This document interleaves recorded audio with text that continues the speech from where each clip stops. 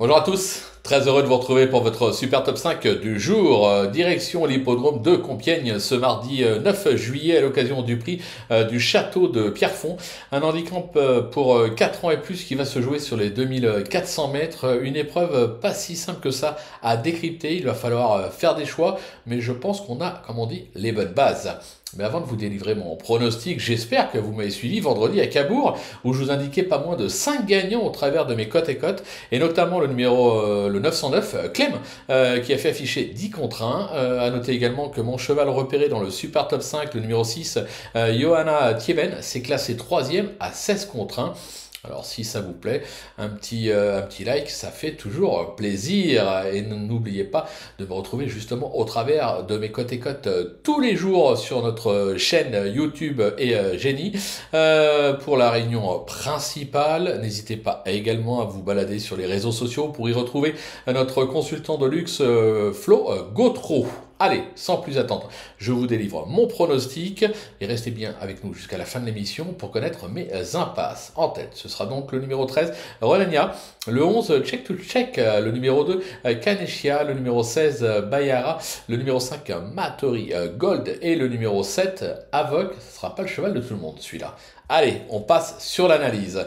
Ma pépite, donc, c'est aussi, je tente un coup avec le numéro 13, Rodena.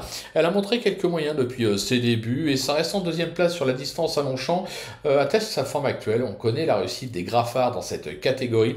Associée à Michael Barzalona, elle reste incontournable. Je pense qu'elle doit avoir la pointure d'un tel lot.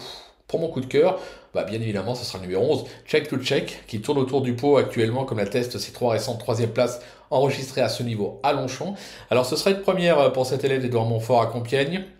Mais comme elle a déjà bien fait Saint-Cloud, je suis pas inquiet, elle s'annonce redoutable. Pour le bruit d'écurie, le numéro 2, Kaneshia, après un début de carrière en Pologne où il a brillé au niveau listed et même semi-classique, il a rejoint les effectifs d'Henri-Alex Pantal et a vite prouvé qu'il se plaisait sur notre sol.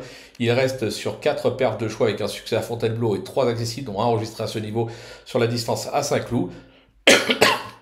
Difficile de ne pas y croire. Le repéré, le numéro 7, Bayara.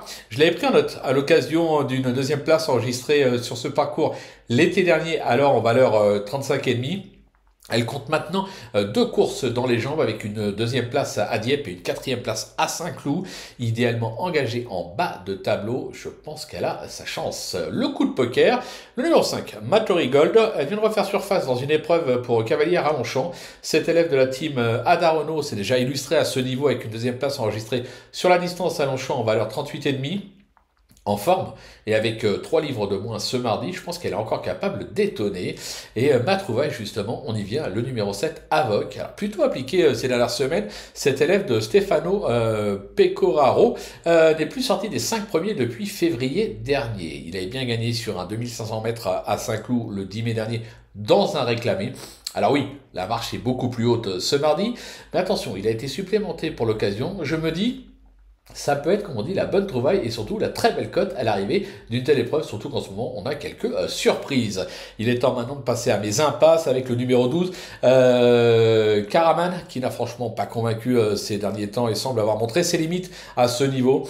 Je vais également écarter le numéro 14, Illumine Précieuse, qui n'évolue pas dans sa discipline de prédilection et qui sera plutôt à suivre cet été sur les obstacles de Clairefontaine. Voilà, tout est dit ou presque. Maintenant, c'est à vous de jouer, sans oublier que sur Genibet, évidemment, on peut jouer en fractionné. Alors, bon jeu à tous et rendez-vous dès demain pour un nouveau Super Top 5. On prendra la direction de l'hippodrome d'Anguin.